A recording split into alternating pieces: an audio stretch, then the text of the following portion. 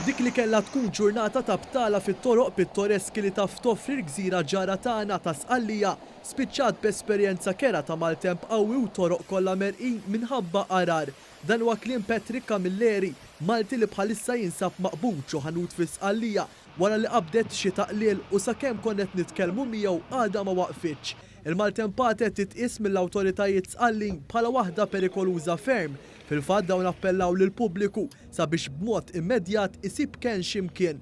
Fil-kumment telefoniku ma' One News Camilleri ddeskriva x-xeni li ra qudiemu f'din il-ġurnata li żgur se jibqa' jiftakar għal omru. Nizla ħafna, it-toroq qegħdin jitbatlu mill-karozzi għax għaw ħafna it-toroq merqejn. Hemm il-flights li bħalissa il-flights kollha delayed, l-ajru ġifieri maqgħad, ġifieri m'hemmx ma tarax ġifieri daw li tajt ħajjiftaħ l-ajru maqgħud u it-toroq ġifieri fiha ħafna xita għadna kemm kanna ġoħanot għand grossista il-saqaf tiegħu wkoll il-bieraħ peress li kien ħafna maltemp għadlu s-saqaf tajjarulu għamlet tromba u tajjarlu s-saqaf.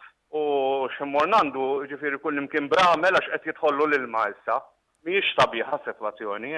Ix-xufier Sqalli li qed jakkumpanja lil Camilleri ikkomunika mal-ajruport ta' Catania u sħabu x-xufiera biex jara x'inhi s-sitwazzjoni ta' titjiriet minn u lem Malta. Kif jiġdu anke filmati li batilna l-Malti, it-toroq huma baħħu jiddomina bissem il-ħoss tax-xita qalila u tas-sajjetti. Intant kawża ta' din ix-xita qalila l-iskejjel kollha fi Sqallija se jkollhom jalqu minħabba perikli li jista' jkun hemm għall-istudenti, edukaturi u anke ġenituri. B'effett immedjat l-awtoritajiet ordnaw ukoll l-għeluq tal-ġonna pubbliċi u ċ-ċimiterji. Fit-toroq hemm preżenza qawwija ta' pulizija u l-ħaddiema li jagħtu l-ewwel għajnuna biex jissorveljaw is-sitwazzjoni. Jidher ukoll li saret ħsara kbira fuq vetturi u binjiet. Sa issa ġew irrappurtati nieqsa 2 persuni u mijiet oħra huma maqbuda fil-karozzi tagħhom kawża tal-arar.